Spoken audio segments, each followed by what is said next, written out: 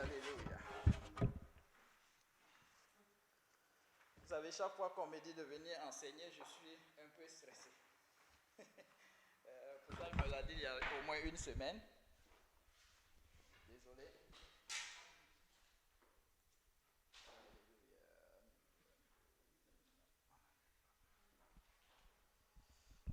Amen.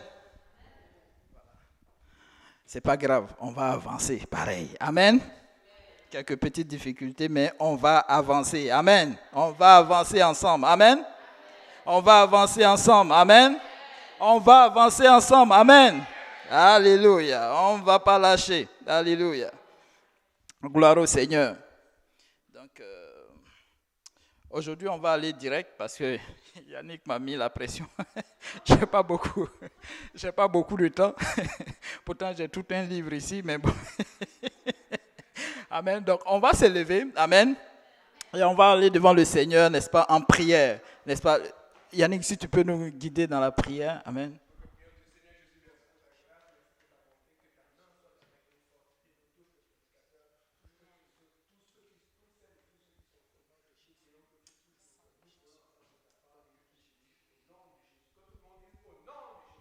Au nom de Jésus, est-ce qu'on peut acclamer le Seigneur avant de s'asseoir? Amen.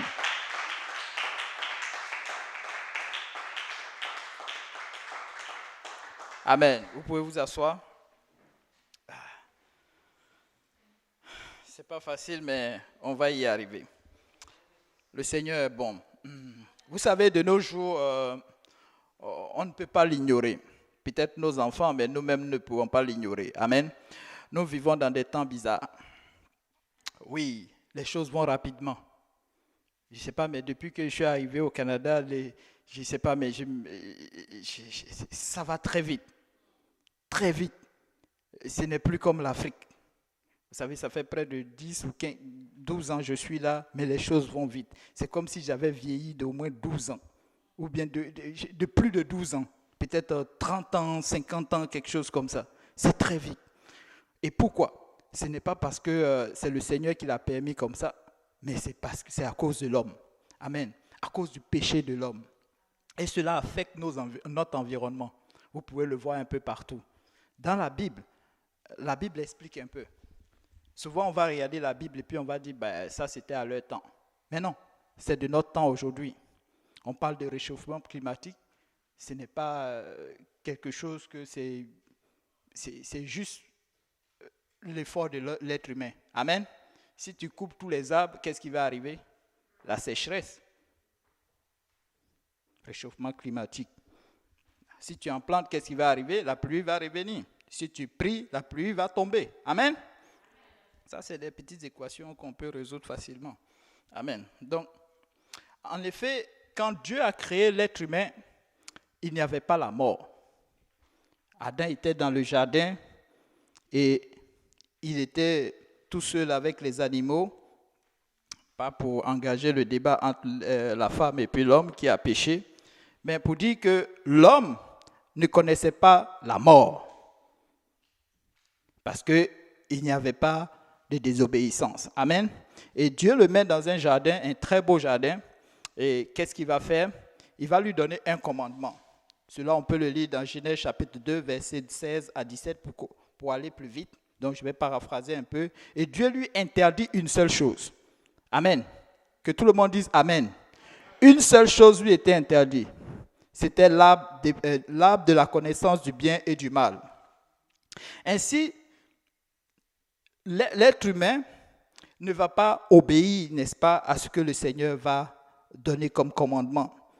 Il va toucher cet arbre plutôt.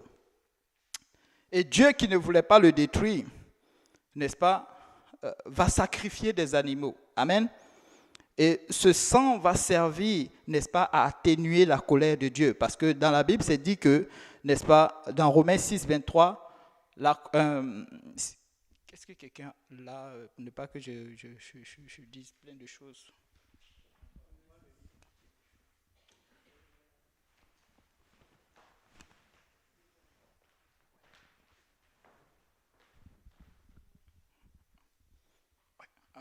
Romains 6, 23.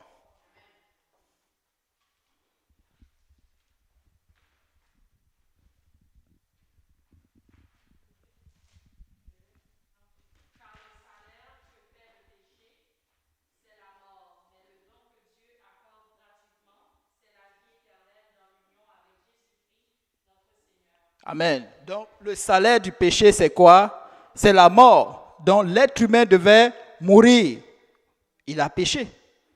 Au fait, le péché, c'est la désobéissance au commandement de Dieu, tout simplement. Donc, il devait mourir. Mais Dieu aimait l'homme. Et Dieu a dit non, ça ne va pas se passer comme ça. Il va sacrifier un animal. Pour la première fois, un sacrifice est fait. Et la peau de cet animal va servir, n'est-ce pas, à couvrir leur nudité. Et par conséquent, qu'est-ce qui va arriver?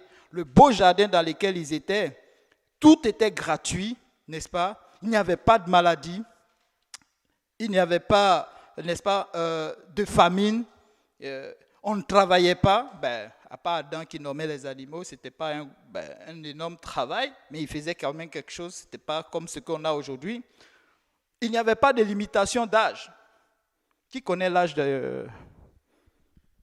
d'Adam? Personne, hein? Amen.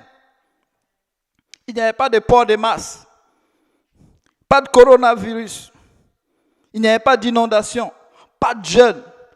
Tu ne te posais même pas la question de savoir, attends, qu'est-ce que je vais m'habiller, quel habit je vais porter aujourd'hui pour sortir? Et le samedi, demain, qu'est-ce que je vais manger? Il n'y avait pas toutes ces questions-là.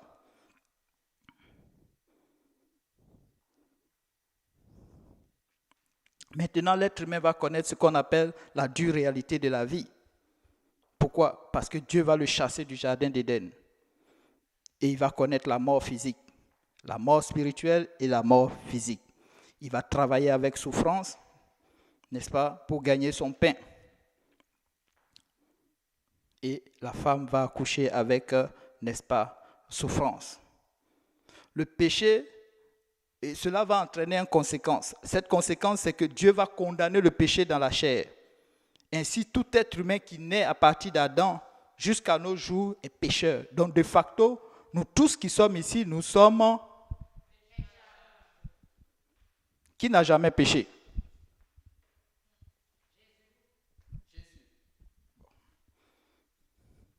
C'est pourquoi la Bible nous dit que par un seul homme, le péché est entré dans le monde et par le péché, la mort a même aussi, la mort est passée sur tous les hommes parce que tous ont péché. Dans le livre de Romains, chapitre 5, verset 12, désolé, de temps en temps, ça va être un peu bizarre par rapport à ce que vous avez parce que j'ai Orsteval aussi et puis j'ai Louis Ségon. Mm-hmm.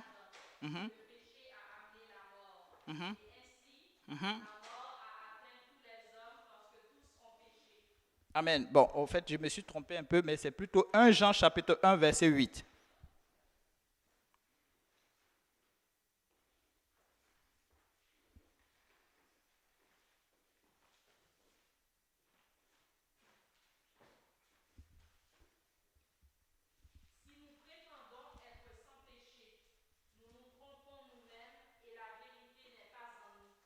Amen. Donc, ce n'est pas moi qui l'ai inventé, c'est la Bible. Amen. Alléluia. À cause du péché de l'homme, Dieu va envoyer le déluge. Donc, je vais passer un peu, paraphraser un peu dans la Bible pour gagner du temps. Le péché, n'est-ce pas? À cause du péché, Dieu va envoyer le déluge, n'est-ce pas? Pour, n'est-ce pas, nettoyer toute la terre. Il va recommencer encore une nouvelle création avec Noé. Dieu va détruire aussi Sodome et puis Gomorrhe. Il va effacer, n'est-ce pas, il va forcer l'être humain à se répandre sur la surface de la terre parce que c'était un commandement. Quand ils sont sortis de l'âge, Dieu a dit répandez-vous. Et ils se sont dit non, regroupons-nous et construisons-nous, n'est-ce pas, une bâtisse qui porte notre nom, désobéissance. Et Dieu, qu'est-ce qu'il arrive et il fait? Il descend et il instaure ce qu'on appelle la diversité de langues. Donc ils ne se comprennent plus. Donc chacun va dans sa direction. Amen. Ça, c'est une conséquence. Alléluia. Et il va frapper l'Égypte de plusieurs maux à cause de la désobéissance de Pharaon. Très souvent, les responsables, n'est-ce pas, vont conduire leur peuple aussi dans la désobéissance. Chaque décision qu'ils prennent qui est en compte de la parole de Dieu, le peuple aussi en subit. Amen. On a vu avec David. Alléluia. Et c'est aussi le chef de famille. Chef de famille. Soyons forts. Amen. Et après, il dicte ses lois, n'est-ce pas, à Israël.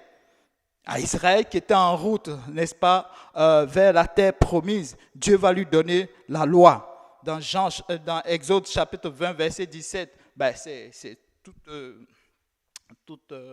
ce sont des lectures à faire. Celui qui... vous pouvez lire et puis s'il y a des questionnements, il y a des études bibliques. Amen. Israël fit 40 ans dans le désert à cause de sa désobéissance. Amen. 40 ans à tourner dans le désert avec des murmures. Aussi, on peut le lire dans la Bible. Ouais. Et toute une génération, n'est-ce pas, va mourir sans voir la terre promise. Waouh! Sans même entrer dans la terre promise. Et quand ils sont dans la terre promise, on croyait que c'était fini. Mais quand tu lis dans la Bible, tu te dis, mais waouh, c'est incroyable. Dieu va multiplier les prophètes. C'est pourquoi aujourd'hui, certains de nos enfants portent le nom de ces prophètes-là. Amen. Alléluia. Il va multiplier. Les prophètes vont se succéder, mais en vain. À un moment donné, ils vont revenir dans la présence de Dieu. Quelque temps après, quand le prophète n'est plus, ils retournent encore à leur même habitude. Alléluia.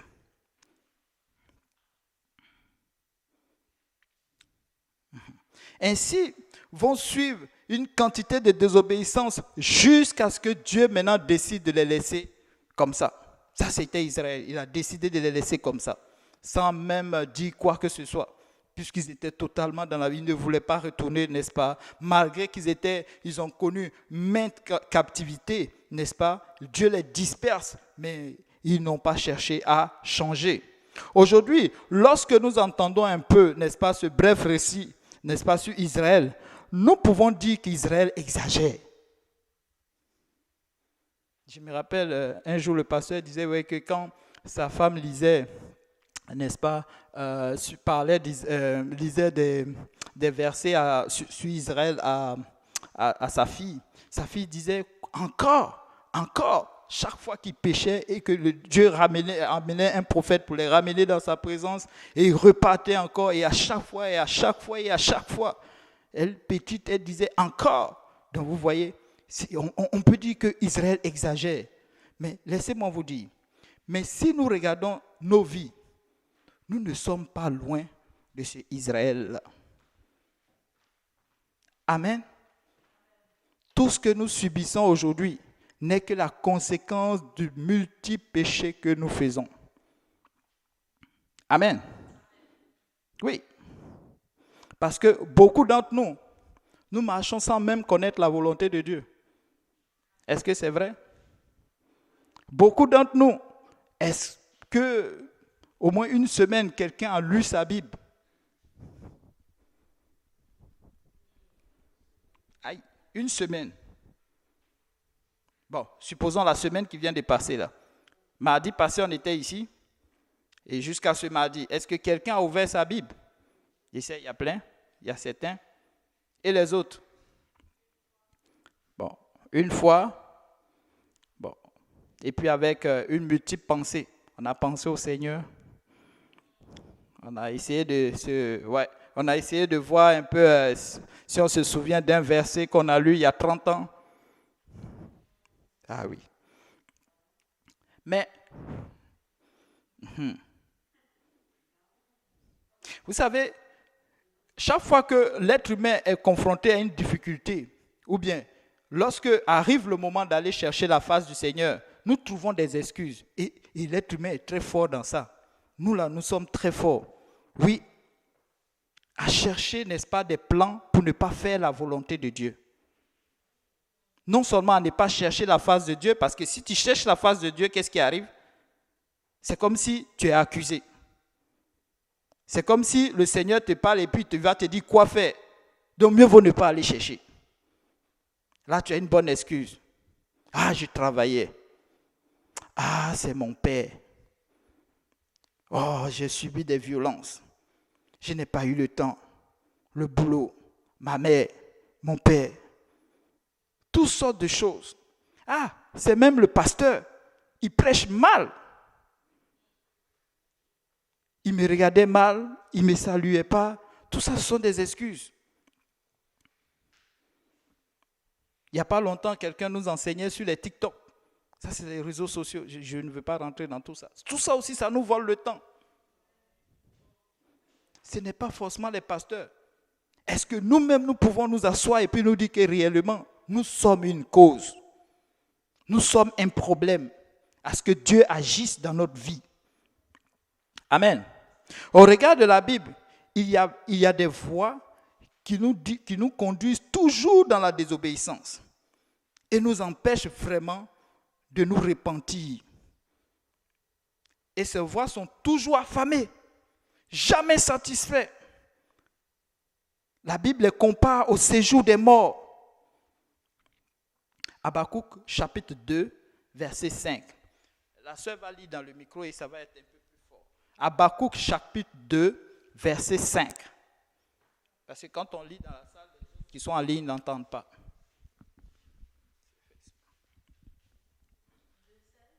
Oui. Habakkuk chapitre 2, verset 5.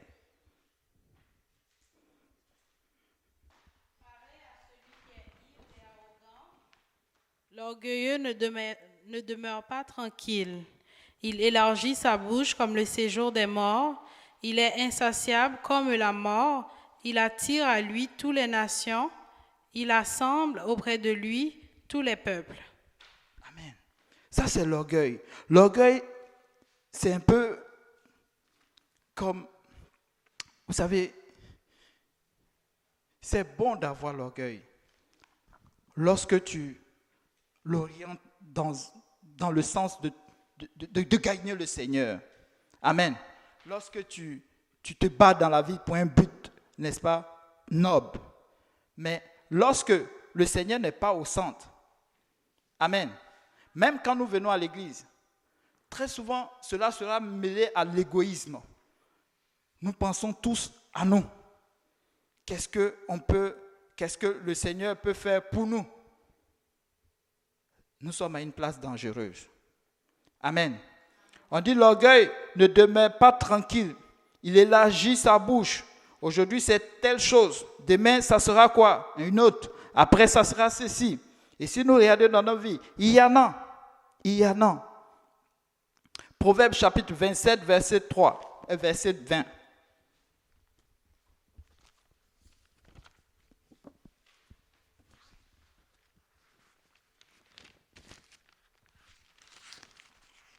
Proverbe 27, verset 20.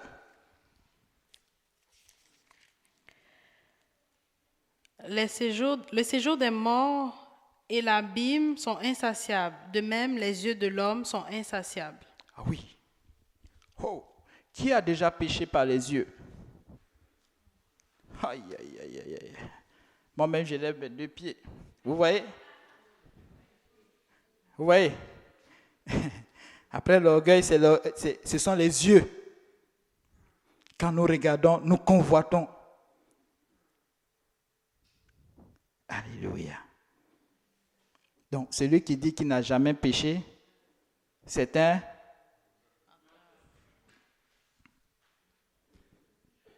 Proverbe chapitre 5, verset 11. Proverbe chapitre 15, verset 11. Vous savez, nous ne pouvons rien cacher devant le Seigneur. Le séjour des morts et l'abîme sont devant l'Éternel.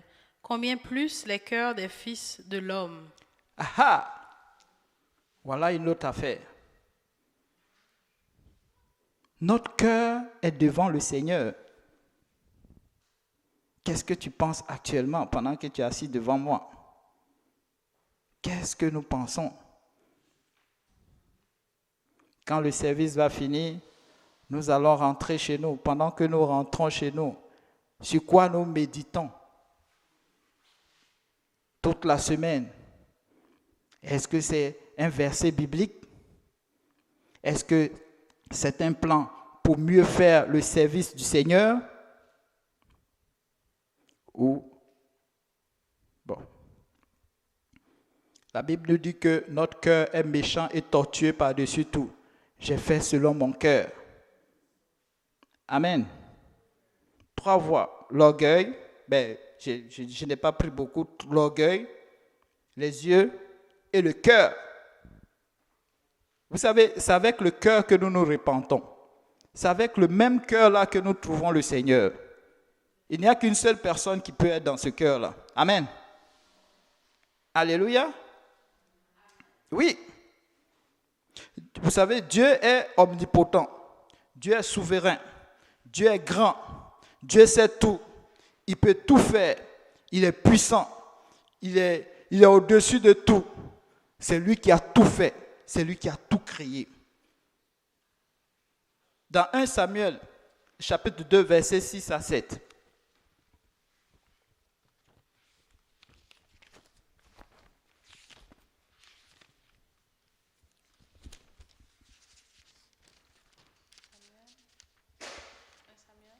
Chapitre 2, versets 6 à 7. Le serviteur chargé de surveiller les 1 moissonneurs. Samuel, chapitre 2. 1 Samuel, chapitre 2, versets 6 à 7. L'Éternel fait mourir et il fait vivre. Il fait descendre au séjour des morts et il en fait remonter. L'Éternel appauvrit et il enrichit. Il abaisse et il élève. Amen. Waouh. L'Éternel fait mourir et il fait vivre. Il fait descendre au séjour des morts et il en fait remonter. Vous voyez, le Seigneur est tout puissant. Il est capable de faire beaucoup de choses. La partie qui me touche est ici. L'Éternel appauvrit et il enrichit.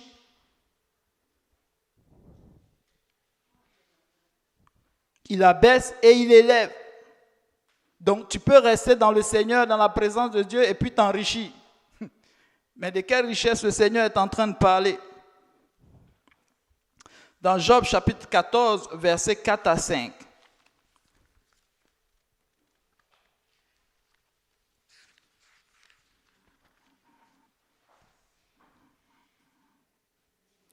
Comment de notre souillé, comment de notre souillé sortira-t-il un homme pur? Il n'en peut sortir aucun.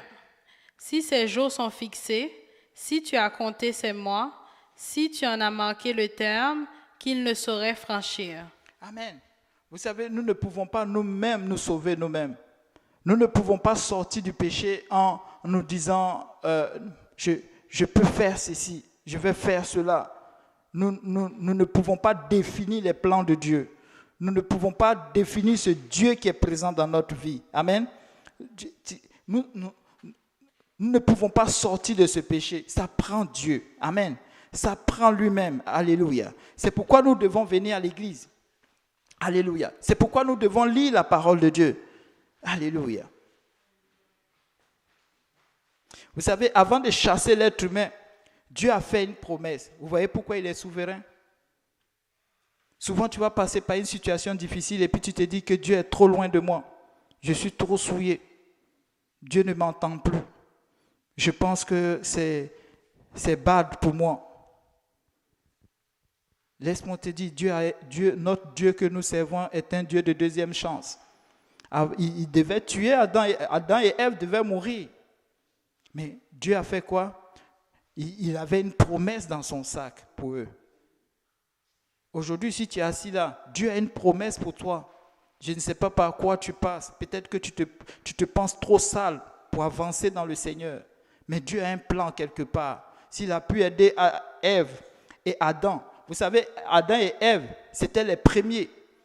En principe, quand quelqu'un, vous savez, parmi nos enfants, le premier, c'est celui qui sera vraiment comme, il va subir. Pourquoi? Parce que c'est un modèle. Amen. C'est un modèle. Tu veux qu'il réussisse. Tu veux qu'il marche dans les voies correctes. Parce qu'il va dicter, n'est-ce pas, le plan de vie aux autres. Mais généralement, c'est lui qui déçoit. Bon. Alléluia. Mais Dieu est souverain. Amen. Il avait un plan pour cela. Et il a fait une promesse. Et la promesse, c'était que dans Genèse chapitre 3, c'était la postérité de la dame, n'est-ce pas, de la femme viendrait pour détruire la mort. Parce que la mort régnait depuis Adam et Ève. Alléluia. Et cette mort, il ne pouvait pas sortir de cela. La seule chose qu'il pouvait faire, c'était de couvrir le péché. Le sang des boucs n'enlevait pas le péché. Ça couvrait le péché. Alléluia. Mais aujourd'hui, nous avons quelque chose d'excellent. Et depuis lors, toute l'humanité attend maintenant, n'est-ce pas, de se débarrasser de cette mort-là. Pour toujours. C'est pourquoi les prophètes vont commencer à multiplier les messages par les miracles. Souvent, on va regarder le miracle et puis on va... Avant, c'était ça leur objectif, regarder le miracle. Le prophète vient, il fait les choses. Boah! Oui, c'est ça. Peut-être c'est le Christ qui est là. Non. Le miracle ne donne pas vraiment la direction que c'est vraiment Dieu qui est en train de faire qu'on appelle ça, que c'est Dieu qui est vraiment en train d'agir. Mais c'est le message. Les prophètes prêchaient dans le message. Alléluia. Ils venaient juste une seule chose, ramener le peuple, n'est-ce pas, dans les voies du Seigneur. Alléluia. Et comme aujourd'hui encore, la parole, les prophètes que nous avons parmi nous, ce n'est pas quelqu'un qui a un titre ou, je ne sais pas moi, un nom, un ministère tellement immense. Non, ce n'est pas quelqu'un qui jette des bâtons à gauche, à droite et puis les miracles sont faits. Non, ce n'est pas ça. Le prophète que nous avons aujourd'hui, c'est toi et moi. Pourquoi? Parce que nous avons hérité de quelque chose d'excellent. Amen. L'Esprit du Seigneur. Alléluia. Le Saint-Esprit est assez puissant. Amen. Le Saint-Esprit est assez puissant. Vous savez, nous pouvons nous mettre ici, nous prions. Et le Seigneur va nous révéler des situations. Alléluia. Pas pour qu'on aille publier, mais pour que nous puissions prier pour les uns, pour les autres. Pour que nous puissions prier, n'est-ce pas, pour Hochelaga. Pour que nous puissions prier pour tel endroit, afin que les âmes soient délivrées. Amen. Alléluia. Et le peuple s'était beaucoup trompé. Pourquoi? Parce que eux, tous leur situation, c'était de vaincre leurs ennemis qui étaient comment ils s'appellent?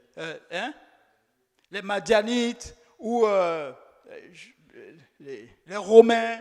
Vous savez, le frère que tu as à côté de toi, l'être humain que tu vois, très souvent en Afrique, on va le voir comme un sorcier.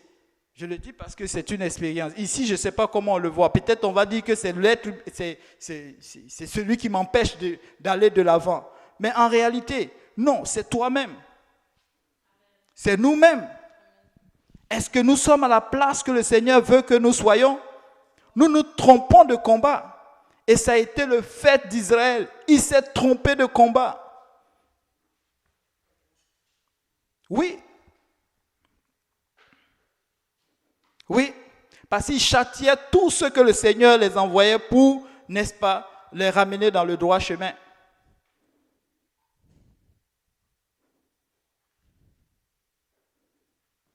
Vous savez, quand le temps était accompli, le Seigneur a commencé à préparer, n'est-ce pas, son peuple.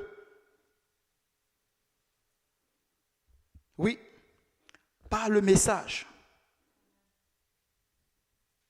C'est pourquoi, si vous allez dans une église où il y a trop de miracles, moi je pense que c'est bon, mais le message. La Bible, au commencement, était la parole, et la parole était avec qui? Et la parole était... C'est le message. Le message. Et depuis lors, l'humanité attend cet être-là. Et nous allons voir les prophètes, n'est-ce pas, tels que Ésaïe. Bon, plein de ces prophètes, si on le lit dans la Bible, tous prêchaient sa venue. Moïse en a parlé. Alléluia. Ésaïe 9, verset 5, il en parle. Ésaïe 53, il parle même correctement. Afin que, n'est-ce pas, quand le temps sera accompli, les gens puissent, n'est-ce pas, le reconnaître. Par quoi? Par les messages. Alléluia.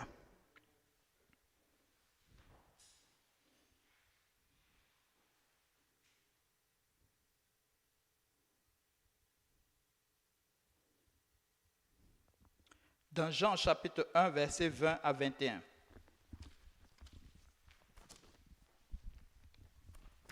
Vous savez, au temps de Jésus, les gens ont commencé à l'observer. Certains pensaient que c'était le moment. D'autres pensaient que ça allait être plus tard. Mais quand certaines personnes se sont levées pour commencer à prêcher, certains couraient vers eux pour demander est-ce que c'était vraiment celui dont ils attendaient. Oui, alors, quelqu'un là Jean chapitre 1, verset 20 à 21.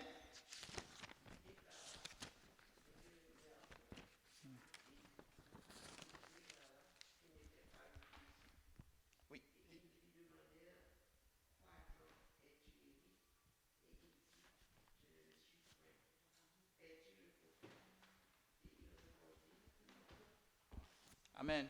Maman, elle va le lire dans le micro pour qu'on aille. Oui, vas-y. Merci, merci.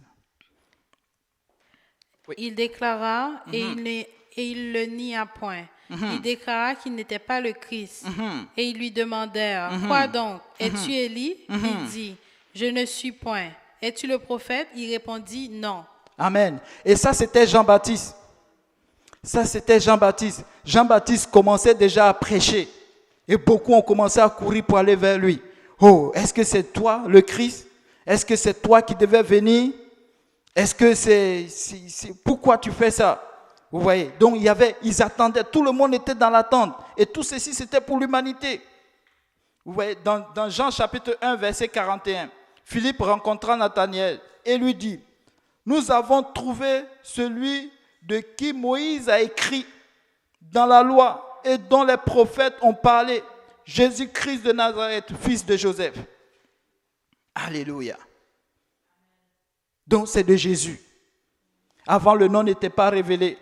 Mais quand ils ont commencé à le voir, c'est pourquoi Jean-Baptiste, n'est-ce pas, il était en prison. Il envoie ses sujets aller demander à Jésus, c'est quoi?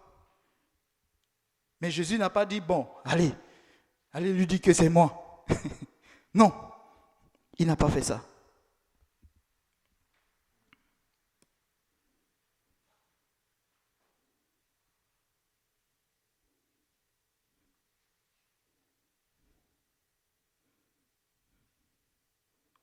Matthieu chapitre 28, verset 18 nous dit, Jésus étant approché, leur parla ainsi, tout pouvoir m'a été donné dans les cieux et sur la terre. Dans Colossiens chapitre 1, verset 15 à 18, si quelqu'un là, c'est un peu long.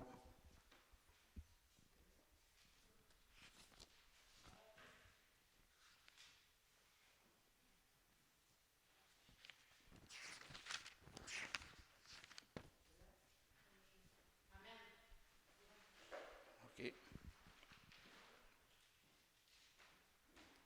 Amen. Colossiens 1, 15 à 18. Non, Colossiens chapitre 1, verset 15 à 18. Il est l'image du Dieu invisible et le premier-né et toute la création. Car en lui ont été créées toutes les choses qui sont dans les cieux et sur la terre, les visibles et les invisibles, trône, dignité, domination, autorité. Tout a été créé par lui et pour lui. Il est avant toute chose et toute chose subsiste en lui. Amen. Si je continue un peu, il est la tête du corps de l'Église. Il est le commencement, le premier d'entre les morts, afin d'être en tout le premier. Vous voyez, tout était en Jésus-Christ. Pour une chose, pour réconcilier le monde avec qui? Avec Dieu. Vous voyez, ce qu'Adam avait perdu, n'est-ce pas, dans le jardin d'Éden, Dieu avait son plan en Jésus-Christ afin de réconcilier l'être humain avec lui-même. Amen. Mais cette réconciliation, ce n'est pas une réconciliation dont, n'est-ce pas, pour que le péché subsiste, mais c'est pour totalement expier le péché, enlever le péché dans cette chair-là. Alléluia. Vous savez pourquoi j'envoie ce message? C'est parce qu'il y a une nouvelle actuellement. Et cette nouvelle est d'actualité. N'attendez pas un prophète quelconque qui viendra vous parler de la part du Seigneur. Si ce n'est ton frère, ta soeur, ton cousin, ceux qui sont autour de toi, remplis de l'Esprit de Dieu, parce qu'ils vont prophétiser pendant le temps. Nous sommes dans les temps mauvais. Or, dans le livre de... Oui. Dans 2 Pierre, chapitre 3, verset 7. Or, les cieux et la terre d'à présent sont gardés par la même parole et réservés pour le feu, au jour du jugement et de la perdition des hommes impies. Vous savez, nous caressons beaucoup ce monde. Nous marchons dedans, c'est bien. Nous mangeons, nous nous habillons, nous avons nos enfants, nous allons à l'école, nous achetons des voitures, des bâtiments, tout ceci. Mais sachez une seule chose, que bientôt, il ne restera rien de ce monde-là. Ce n'est pas moi qui l'ai dit, c'est la parole de Dieu qui le dit. Et si Dieu l'a dit, ça veut dire que ça va s'accomplir. Quelle est ta position aujourd'hui? Israël a vraiment existé comme un peuple. Toutes ces nations qui ont combattu Israël ont totalement disparu. Aujourd'hui, il n'y aura plus de prophète encore qui viendra. Nous sommes avec le dernier prophète, Jésus-Christ. Il annonce la fin de toutes choses. C'est pourquoi quand il rentre en ligne, il rentre en scène, n'est-ce pas? Il va déclarer qu'il est l'agneau. Il va, n'est-ce pas, aller à la croix parce qu'il suivait un plan divin. Son sang va être versé pour chacun de nous ici présents. Un seul être est capable de faire cela. Voyant la mort, je vous dis, la seule personne qui peut t'aider, c'est celui qui t'aime beaucoup.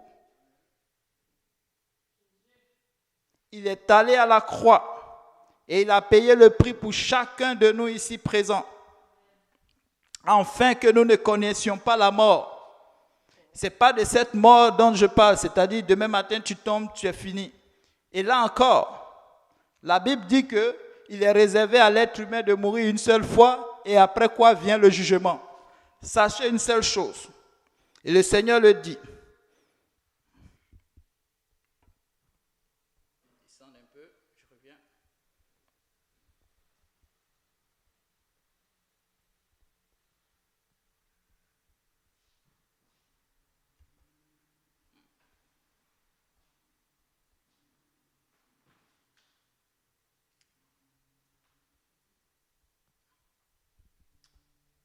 On va avancer.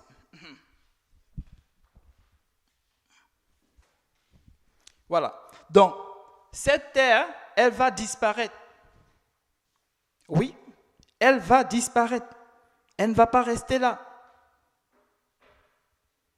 Oui. Et c'est pourquoi l'homme ne pouvant... Dieu voyant, n'est-ce pas, cette conséquence-là, il envoie Jésus-Christ. Quand Jésus arrive, qu'est-ce qu'il fait? Il crée ce qu'on appelle l'Église. Matthieu 16, 18 à 19. Et toi et moi, je te dis que tu es Pierre et que sur cette pierre, je bâtirai mon Église et que les portes du séjour des morts ne prévaudront point contre elle. Amen. Alléluia. Vous savez, l'Église est puissante. L'Église, il n'y a rien qui peut contre l'Église. Pourquoi? Parce qu'elle a été bâtie avec le sang de Jésus. Amen. Et il n'y a rien qui peut contre le sang de Jésus. Amen. Alléluia. Et l'Église, ce n'est pas la bâtisse. Ce qui fait qu'il y a Église, c'est parce que toi et moi, nous sommes assis ici. Amen. Et que la parole de Dieu est enseignée. Et s'il n'y a rien qui peut vaincre l'Église, ça veut dire que c'est le lieu ou l'endroit où tu dois être et conseiller aussi à d'autres personnes d'y être. Amen. Amen.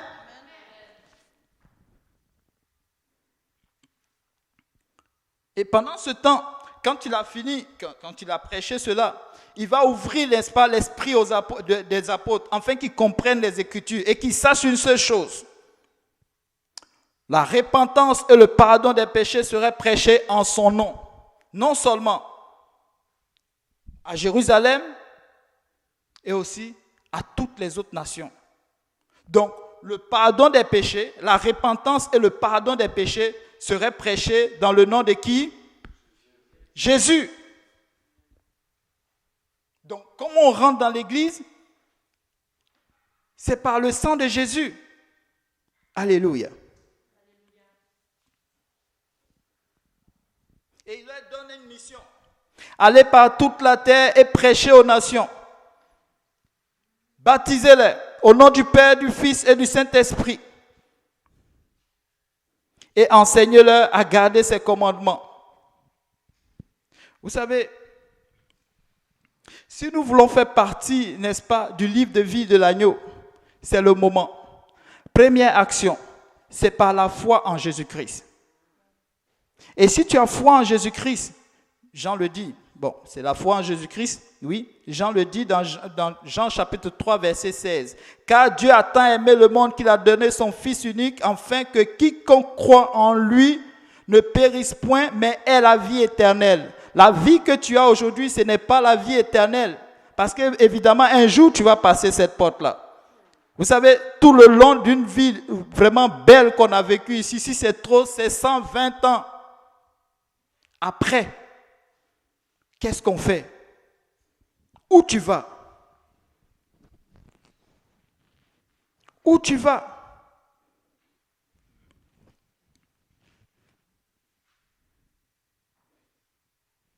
Mais si tu as foi en Jésus, tu as un espoir, tu as une direction. Jésus lui dit, je suis la résurrection et la vie. Celui qui croit en moi vivra, quand même il serait mort. Et quiconque vit et croit en moi ne mourra jamais. Parce que évidemment, quand tu passes cette porte, il y a une mort qui est là-bas. Au fait, il y a une longue éternité. Quand on dit une mort, ça veut dire que tu ne reviens plus en arrière pour corriger quoi que ce soit. C'est une longue voie qui continue. Mais nous voulons le faire avec Jésus. Nous voulons le faire avec Jésus. Vous savez, si on meurt sans connaître Jésus, il y a un problème. C'est pourquoi le Seigneur nous appelle à la repentance. Si le méchant revient de tous les péchés qu'il a commis, s'il observe toutes mes lois et pratique la droiture et la justice, il vivra, il ne mourra pas. Toutes les transgressions qu'il a commises seront oubliées et il vivra à cause de la justice qu'il a pratiquée. Ça, c'est Ézéchiel chapitre 21, verset 22.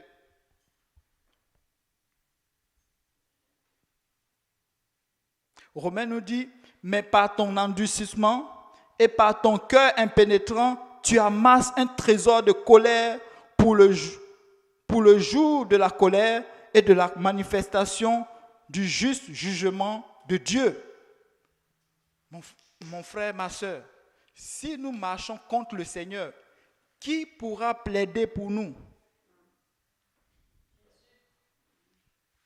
Mais si tu marches contre lui, comment peut-il plaider pour toi?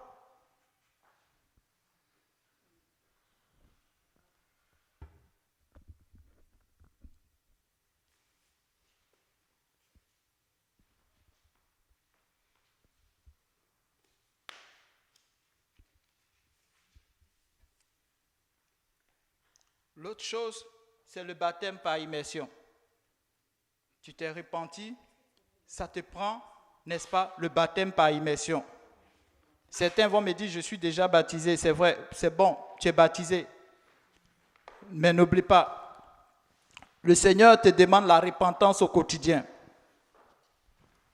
Pierre leur dit, baptisez-vous, repentez-vous et que chacun de vous soit baptisé au nom de Jésus-Christ pour le pardon des péchés. Pourquoi nous nous baptisons? Nous nous baptisons pour le pardon de nos péchés. Si tu es en face de moi ici, si tu m'entends en ligne, que tu n'es pas encore baptisé, que tu n'as pas encore tes péchés effacés, tu peux le faire aujourd'hui. Tu peux le faire encore aujourd'hui. Tu peux effacer tes péchés aujourd'hui et rentrer dans le livre, écrire ton nom dans le livre de vie. Et si tu veux être appelé enfant de Dieu, tu as besoin de recevoir le Saint-Esprit. Alléluia. Parce que quand tu es enfant de Dieu, tu ne marches plus comme tu marchais avant. Celui qui est conduit par l'Esprit, il marche en révélation de la parole. Tu dois le recevoir. Et les apôtres, tout le long quand tu lis la Bible, tu vas voir qu'ils vont s'assurer que les gens reçoivent le Saint-Esprit. Romains 8, 14. Car tous ceux qui sont conduits par l'Esprit de Dieu sont fils de Dieu. Qu'est-ce qui atteste qu'aujourd'hui tu es fils de Dieu? Qu'est-ce qui atteste qu'aujourd'hui tu es le frère de Jésus? Qu'est-ce qui atteste qu'aujourd'hui tu es né en Jésus? C'est le baptême d'eau en son nom et le baptême du Saint-Esprit. Est-ce que tu l'as ce soir? Si tu l'as aujourd'hui, comment tu le conserves? Comment tu fais pour que l'Esprit de Dieu reste en toi?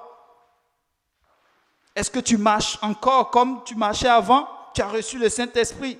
Tu retournes encore dans les bars. Tu retournes encore dans un homme ici, une femme par là. Escroquerie, les pensées négatives. Quand je parle de pensées négatives, tu es toujours assis en train de chercher un coup par ici, un coup par là. La vie facile, les gains faciles. Est-ce que tu es encore dans la drogue? Est-ce que tu es encore, n'est-ce pas, dans l'alcool? Est-ce que tu as mis Dieu dans ta vie? Est-ce que tu as planté cet arbre dans ta vie?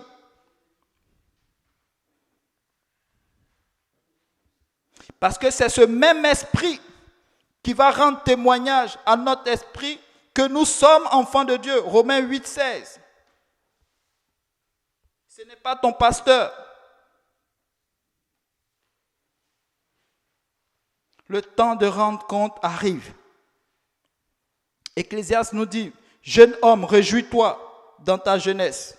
Livre ton cœur à la joie. Pendant les jours de ta jeunesse, marche dans les voies de ton cœur. On a parlé de cœur tantôt. Et selon les regards de tes yeux. On a parlé de ça tantôt. Mais sache que tout cela, Dieu t'appellera au jugement. Nous approchons de la fin. Vous savez, j'ai lu un verset tantôt, mais la référence c'est Hébreux 9, 27. Tu peux le lire.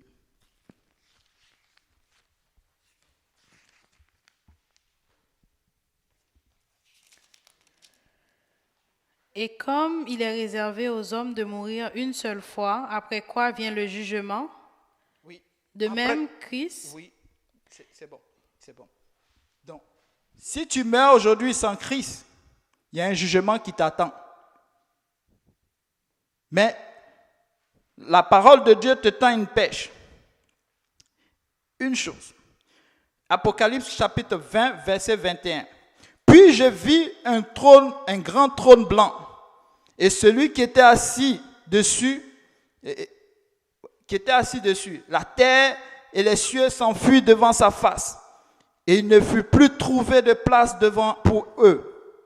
Je descends dans Apocalypse 20, 12, 15. Et je vis des morts, les grands, les petits, qui se tenaient devant le trône. Des livres furent ouverts, et un autre livre fut ouvert. Celui qui est le livre de vie. Et les morts furent jugés selon leurs œuvres, d'après ce qui était écrit dans ces livres. La mer rendit ses morts qui étaient en elle. La mort et le séjour des morts rendit leurs morts qui étaient en eux. Et chacun fut jugé selon ses œuvres. Et la mort et le séjour des morts furent jetés dans les temps de feu. C'est la seconde mort, les temps de feu. Quiconque ne fut pas trouvé dans le livre de vie, fut jeté dans le temps de feu. Ce n'est pas moi qui le dis. Et ces personnes-là se reconnaissent dans ceci. Mais pour les lâches, les incrédules, l'abominable, les meurtriers, les impudiques, les enchanteurs, les idolâtres et tous les menteurs, leur part sera le temps de feu et le souffle, ce qui est la seconde mort. Laisse-moi te tendre une pêche aujourd'hui. Tu peux te sauver de cette génération perverse. Jésus te tend une pêche aujourd'hui et tu peux l'accepter aujourd'hui. Tu peux aujourd'hui accepter cette pêche. Vous savez, c'est la grâce. C'est pourquoi le Seigneur est venu. Tu n'as rien à faire. C'est une grâce. La Bible nous dit que dans le livre de Tite, n'est-ce pas, la grâce est un enseignant. Donc quand tu es dans cette grâce, tu commences à vivre en nouveauté de vie. C'est pourquoi la parole de Dieu dit, celui qui est en Christ est une nouvelle créature. Donc la révélation, ça se passe par révélation. Donc pour avoir la révélation, ça prend que tu reçoives le Saint-Esprit. Et le Saint-Esprit va te conduire, n'est-ce pas, dans une famille heureuse, dans une famille qui se prépare, dans une famille qui est prête, n'est-ce pas, au retour de l'époux. Amen. Alléluia. Ceux qui meurent en Christ, laisse-moi te dire, mon frère et ma soeur, il y a quelque chose pour eux. Dans 1 Thessaloniciens 4, 14 à 18. Ma soeur, tu peux lire cela, s'il te plaît. C'est l'avant-dernier verset. Après ça, je vais laisser aller le peuple de Dieu. Alléluia.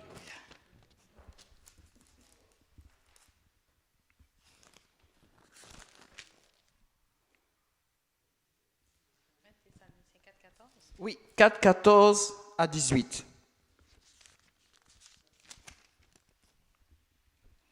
Car si nous croyons que Jésus est mort et qu'il est ressuscité, croyons aussi que Dieu ramènera par Jésus et avec lui ceux qui sont morts. Voici en effet ce que nous vous déclarons d'après la parole du Seigneur. Nous les vivants, restés pour l'avènement du Seigneur, nous ne dévancerons pas ceux qui sont morts, car le Seigneur lui-même a un signal donné, à la voix d'un archange et au son de la trompette de Dieu, descendra du ciel, et les morts en Christ ressusciteront premièrement. Ensuite, nous les vivants qui serons restés, nous serons tous ensemble enlevés avec eux sur des nuées à la rencontre du Seigneur dans les airs, et ainsi nous serons toujours avec le Seigneur. Consolez-vous donc les uns les autres par ces paroles. Amen. Apocalypse 20 et 6, et nous terminons avec cela.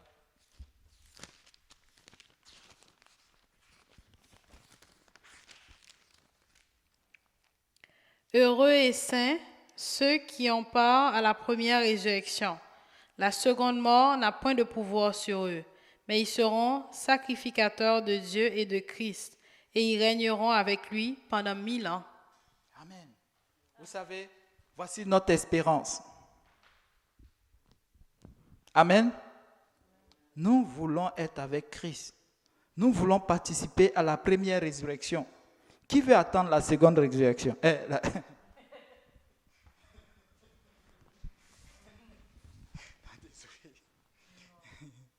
Oui, c'est ça. Donc, pour ressusciter en Christ, ça prend que tu sois mort en Christ. C'est pourquoi je disais tantôt, quand tu nais en Christ, tu dois porter son nom.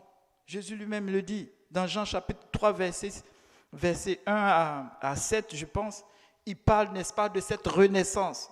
Quand un enfant naît, il porte un nom et il porte le nom de son Père. Quand Jésus est venu au monde, le Seigneur a dit, voici mon fils, je l'ai engendré aujourd'hui. Il donne même le nom. Amen. Donc quand nous faisons baptiser au nom de Jésus-Christ, nous portons son nom. Et le sang de Jésus-Christ est sur nous. Amen. Il nous protège.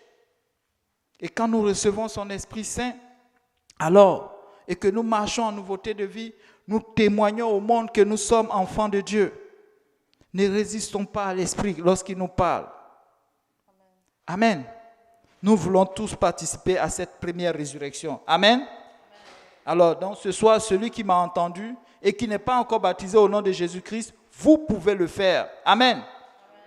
Et si tu as été déjà baptisé, corrige ta vie. Amen. Par la repentance. Amen. Levons-nous dans la présence du Seigneur.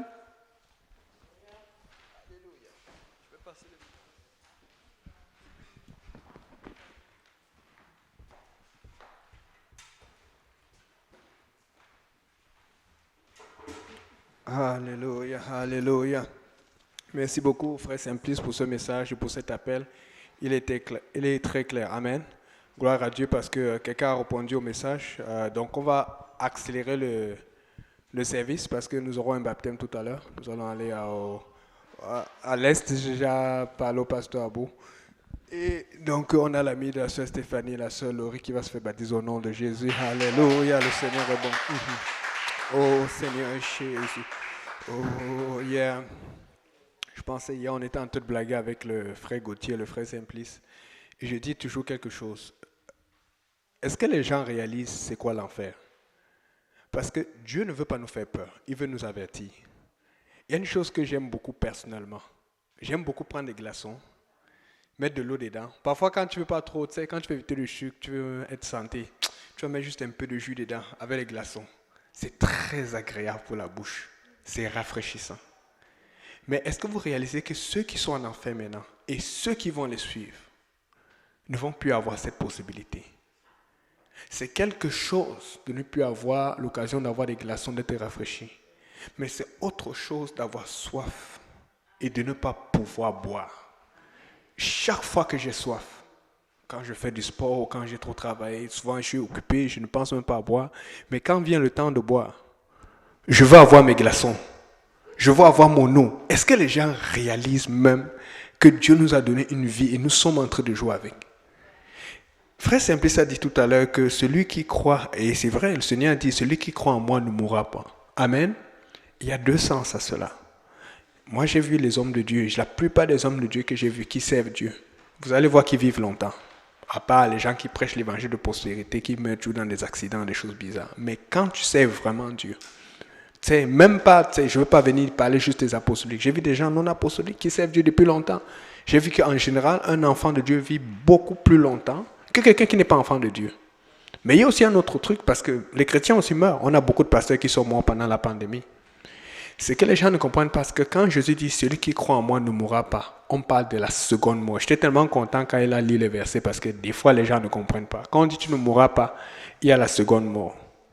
Jésus dit ceci. Dans Matthieu 10, verset 28, je vais lire ça à haute voix. Ne craignez pas ceux qui tuent le corps et qui ne peuvent pas tuer l'âme.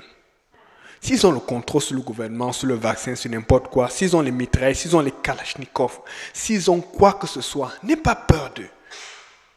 Les gens ont peur des gens parce qu'on peut bloquer ta carte de crédit. Les gens ont peur des gens parce qu'on peut prendre ta voiture et ton prêt auto. Les gens ont peur. Vous avez peur de qui? Quand on parle de tuer l'âme, c'est juste ceux qui ont le pouvoir de te faire du mal, de t'influencer, d'influencer tes finances. La Bible dit ne les crains pas. Mais la Bible dit ceci, Jésus nous parle. Craignez plutôt celui qui peut faire périr l'âme et le corps dans la géhenne. Le diable ne peut pas faire périr l'âme et le corps dans la géhenne. Parce que la géhenne est réservée aussi pour le diable. C'est le premier à passer là-dedans. Moi, j'ai dit au Seigneur, je ne vais jamais mettre mon pied en enfer. Et c'est la raison pour laquelle je suis apostolique. Parce que j'ai dit, Seigneur, si je ne dois jamais mettre mon pied en enfer, quelle est la meilleure façon? Je préfère la doctrine apostolique parce que c'est la doctrine la plus proche de ce que les apôtres ont fait, de ce que Jésus a voulu. Je préfère être le plus loin du monde. Je ne veux pas tricher. Oh oui, j'accepte le baptême, je refuse la sanctification, j'accepte. Je veux être le plus proche de Dieu. J'ai dit, Seigneur, je ne mets jamais mon pied en enfer et je vais empêcher ma famille, je vais empêcher des gens d'y aller. Oh Seigneur Jésus. La seconde mort, les gens rient avec la seconde mort. La première mort, c'est la mort physique. N'aie pas peur de la mort physique. J'aimerais que tu vives, j'aimerais vivre longtemps aussi. Mais il ne faut pas que ta vie en Christ, il ne faut pas que ta vie sur cette terre soit caractérisée par la crainte de la mort physique.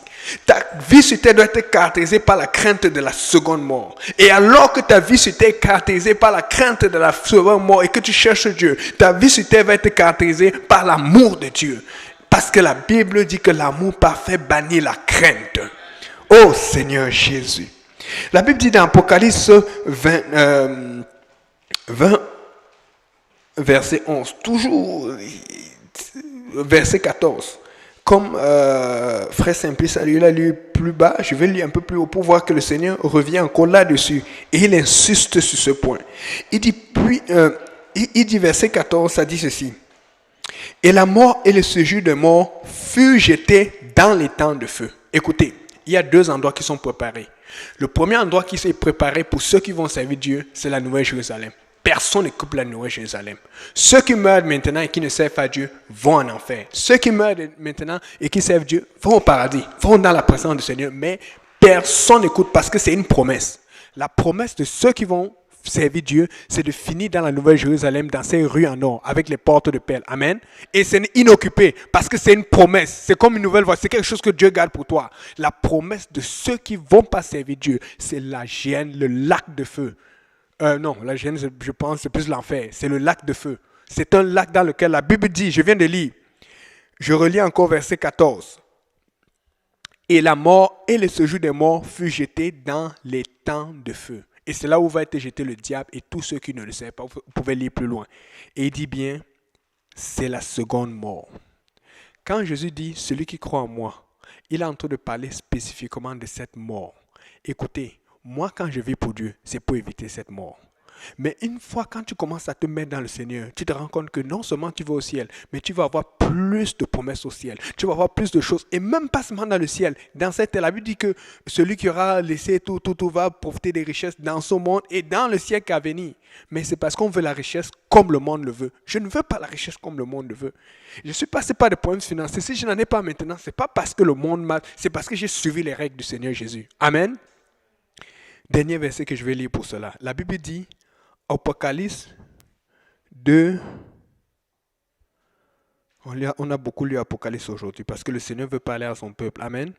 La Bible dit dans Apocalypse 2, verset 11, que celui qui a des oreilles entende ce que l'Esprit dit aux églises. Parce que Dieu parle à l'église et c'est sur la terre. L'église n'existe plus au ciel parce que le ciel, c'est là où tout le monde va adorer le Seigneur. Amen. L'église est sur la terre parce que c'est elle qui est en train de travailler pour amener les gens dans le ciel.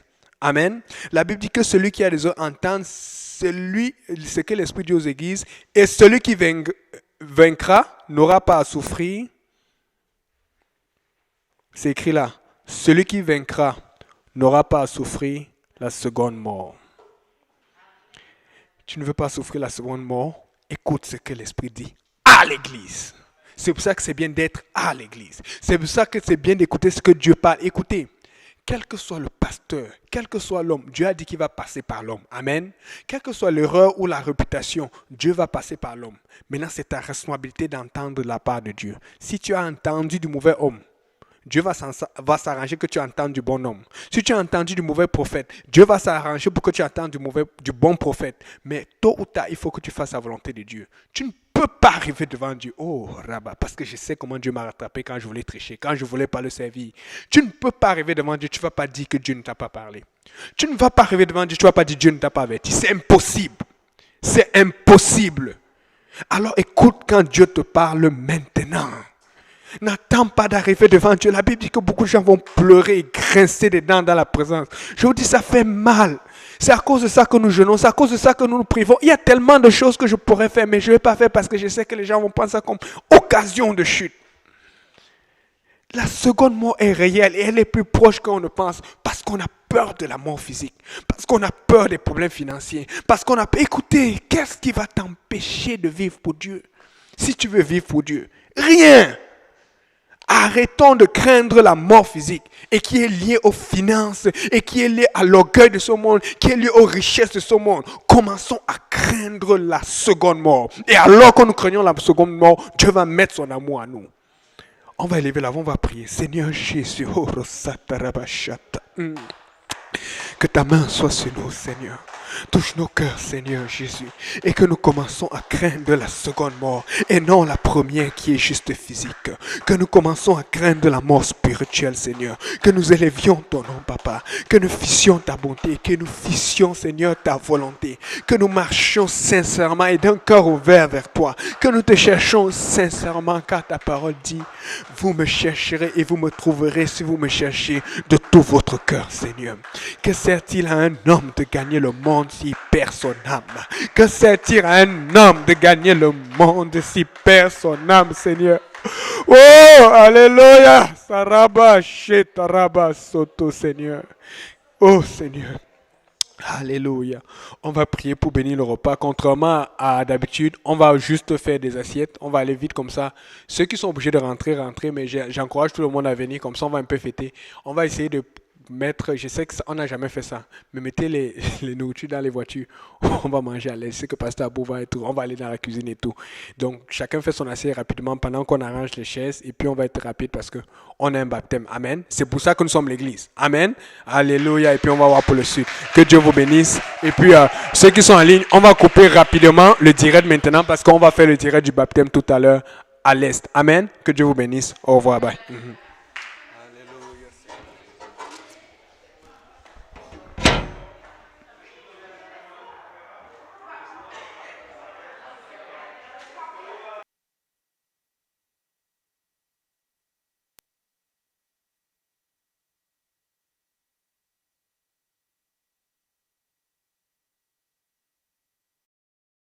Mesdames et messieurs, c'est la fin. On se retrouve dans peut-être 30-40 minutes en direct. Suivez, restez connectés sur YouTube et puis on va voir le baptême de la Sainte-Marie. Que Dieu bénisse, frère Yannick. Au revoir.